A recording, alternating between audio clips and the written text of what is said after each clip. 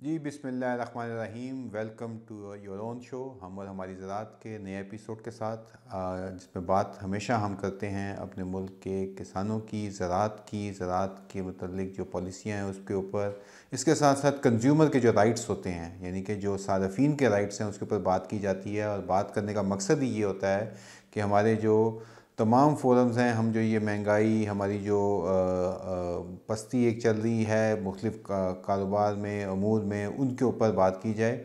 और इसमें ये ओपन एक फ़ोरम है जिसमें कि एक प्लेटफॉर्म के तौर पे हम काम करते हैं, और इससे हमारे बहुत सारे किसान और सार्फिन हमारा ये प्रोग्राम देखते भी हैं, हमें अपनी राय भी भेजते हैं, और इसके साथ साथ हम पे तनकीद भी होती है और इसमें तजावीज़ भी दी जाती हैं।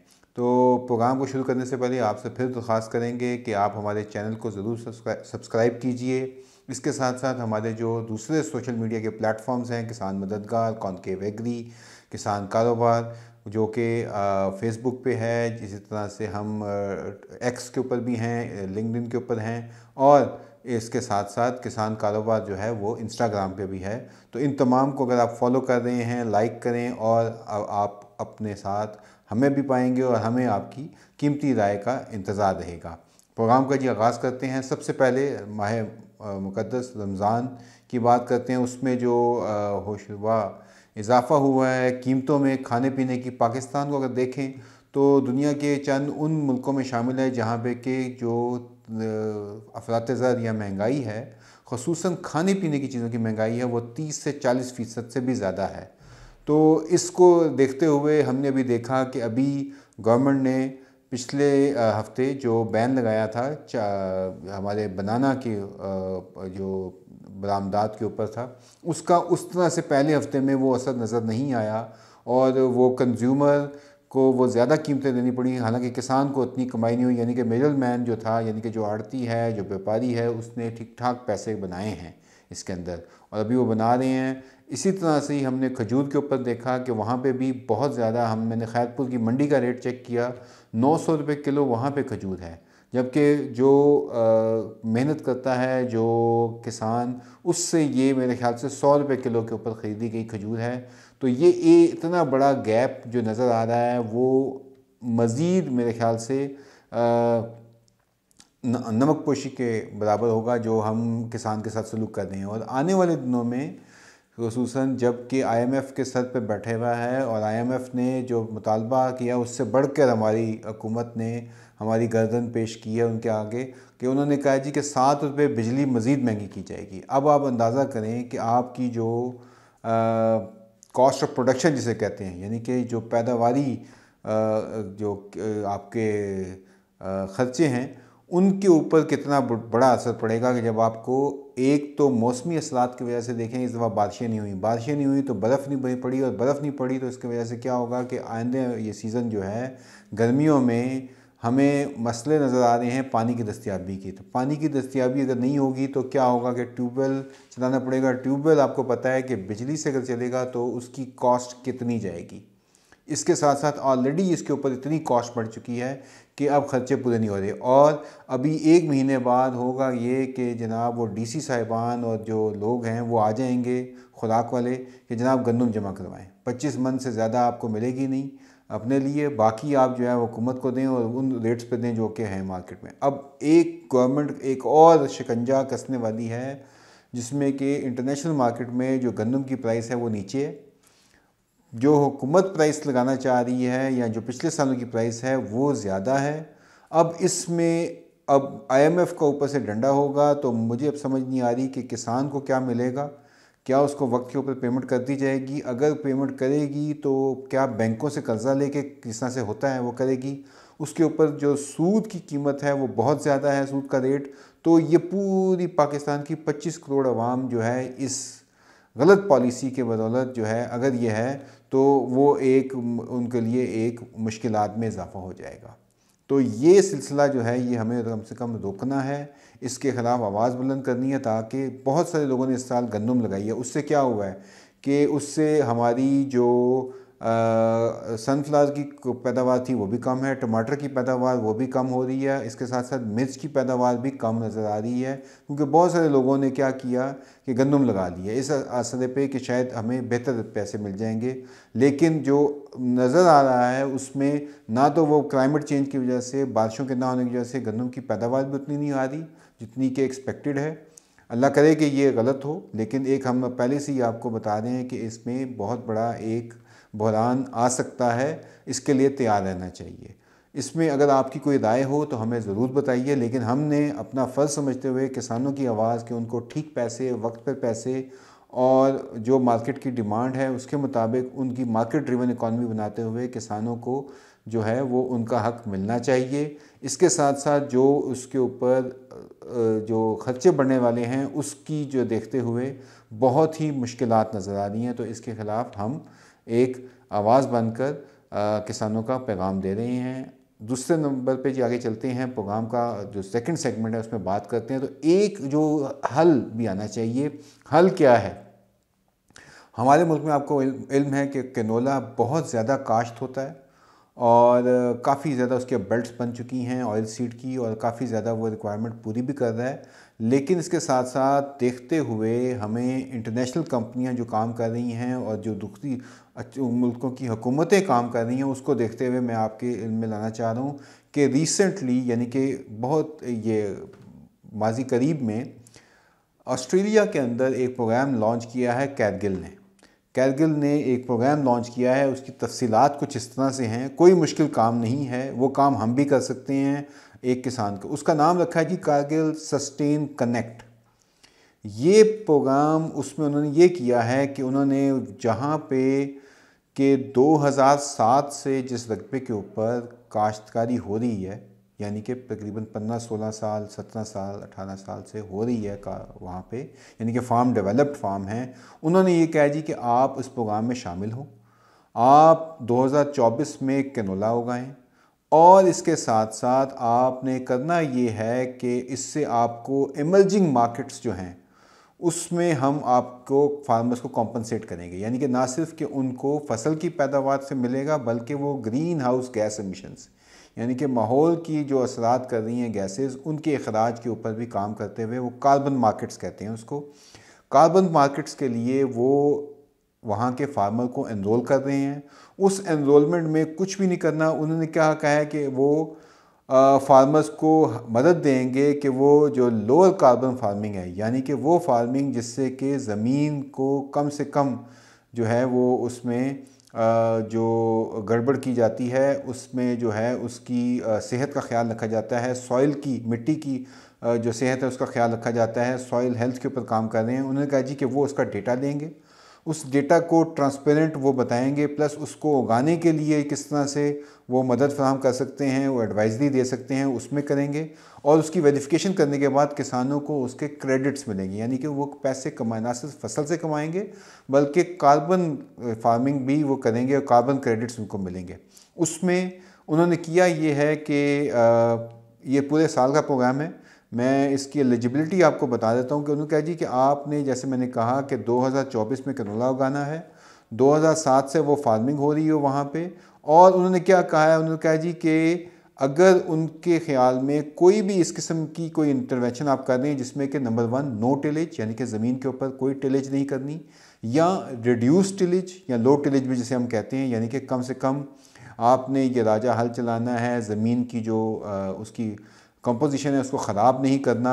इसके अलावा आपने कवर क्रॉप्स लगानी है, यानी कि ज़मीन के ऊपर ना सिर्फ कि आपने कैनोला उगाया है बल्कि उसके ऊपर कवर क्रॉप लगानी है ताकि वो ज़मीन की ज़रख़ेज़ी में इजाफ़ा कर सके, ताकि आपको ये केमिकल खादें इस्तेमाल ना करनी पड़ें, जो हम बार बार आपसे लाते हैं कि खादें क्यों ज़रूरी हैं। जो हमारी बायोलॉजिकल ऑर्गेनिक खादें हैं वो इसी तरह से होती हैं, आप कवर क्रॉप्स लगाएं। या वो कहते हैं कि आप इनकॉर्पोरेट लेग्यूम्स, यानी कि जो लेग्यूम हैं, यानी कि सोयाबीन हो गया, इसके अलावा जो हमारी दालें हैं वो उगाएं उसके ऊपर।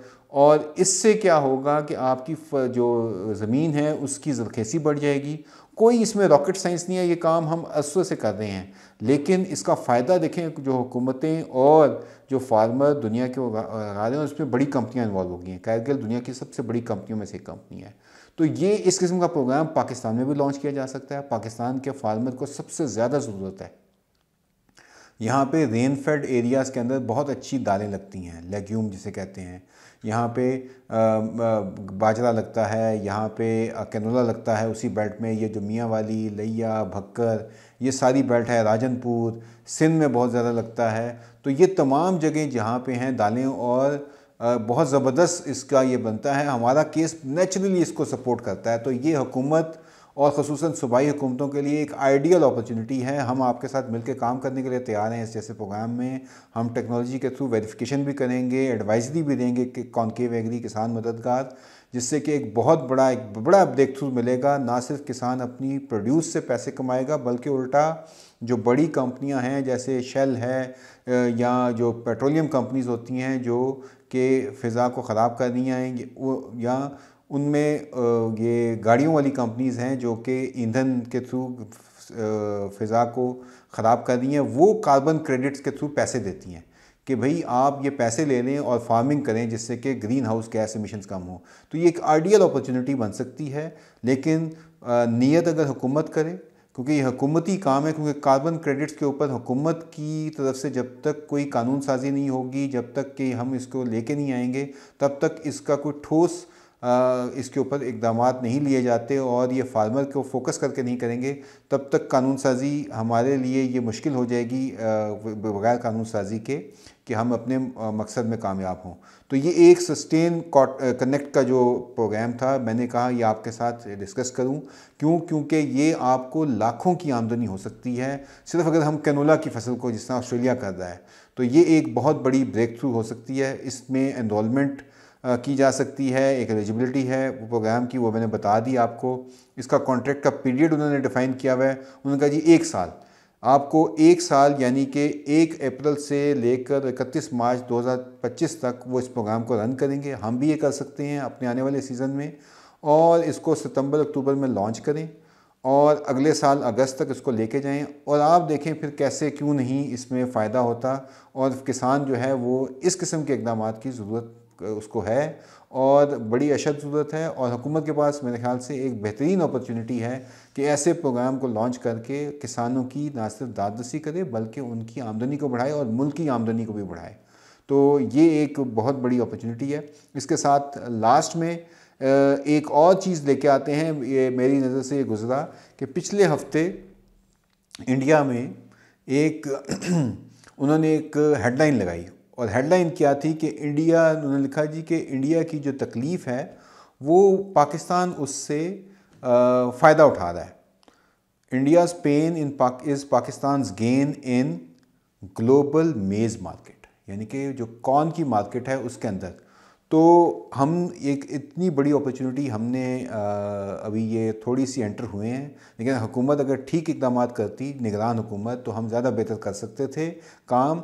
कि इंटरनेशनल मेज़ मार्केट हमारे यहाँ पर आपको पता है कि पिछले साल से मेज़ की पैदावार ज़रूरत से ज़्यादा हो गई थी, और उससे ये हुआ था कि मार्केट क्रैश कर गई थी और 1600-1800 पे कॉर्न आ गया था, जो स्प्रिंग मेज़ जिसे कहते हैं, यानी कि बहारिया मकई।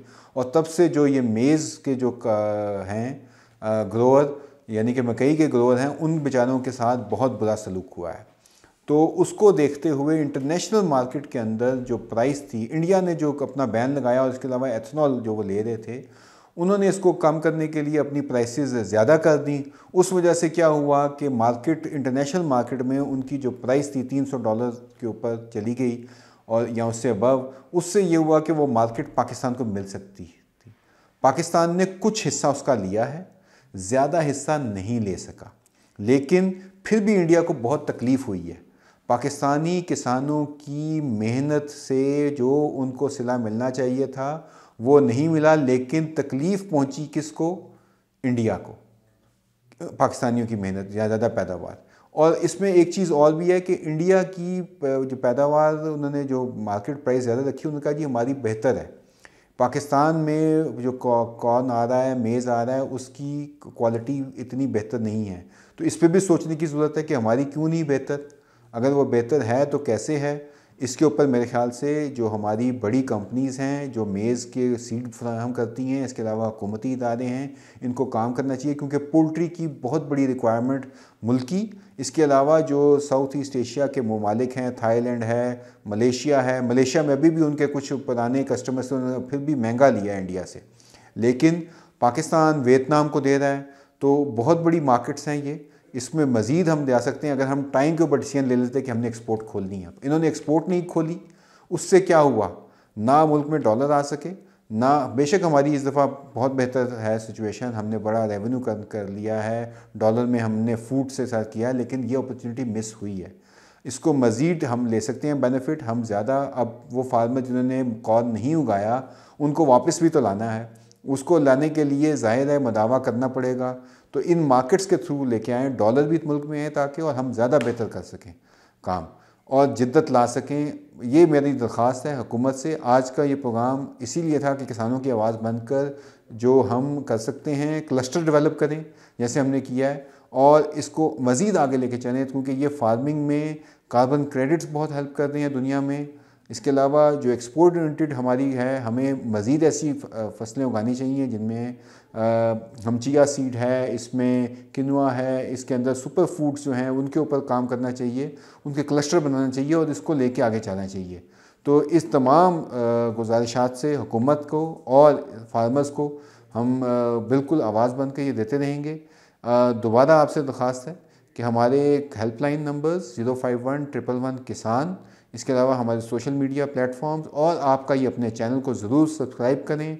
इसको हम अपने व्यूज़ से हमें आगाह कीजिए, आप हमें कमेंट्स भेजिए, हम आपकी आवाज़ बनकर ज़रूर आपका पैगाम आगे तक पहुंचाएंगे।